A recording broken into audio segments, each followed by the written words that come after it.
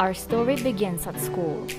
All'inizio di quest'anno scolastico 2019-2020 siamo entrati a far parte del mondo di ASOC, che ci ha permesso di lavorare come cittadini attivi fin da subito. Il progetto Cinemedma ha rispolverato quella struttura inagibile che avrebbe dovuto essere il nostro cinema. Insieme abbiamo affrontato indagini, ricerche e colloqui, ci siamo attivati nei social e anche a distanza non ci siamo fermati. Mi chiamo Martina Carruzzo del team Cinemedma del liceo Raffaele Viria.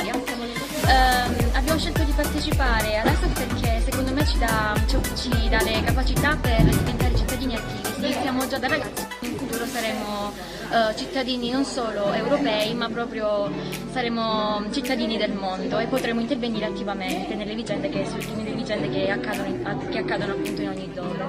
Appartengo al team Cinemedma del liceo Raffaele Viria di Rosarno e la mia risposta è che abbiamo scelto ASOC perché ASOC è una possibilità di conoscere, è una possibilità di essere attivi, anche perché noi siamo il futuro.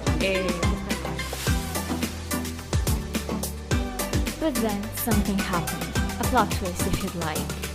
Nemmeno la grave emergenza che ci ha messo tutti in quarantena ha fatto sì che il progetto fosse abbandonato. Infatti ci siamo visti virtualmente per continuare il nostro percorso anche da casa. Grazie a questo progetto siamo diventati un vero e proprio team. Abbiamo lavorato insieme e ci siamo divertiti molto nel farlo.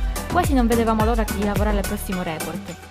Grazie al sostegno delle nostre professoresse, le quali ci hanno guidato per tutto l'anno e hanno fatto gli straordinari per insegnarci, noi, apprendendo con costanza, siamo riusciti a diventare cittadini attivi.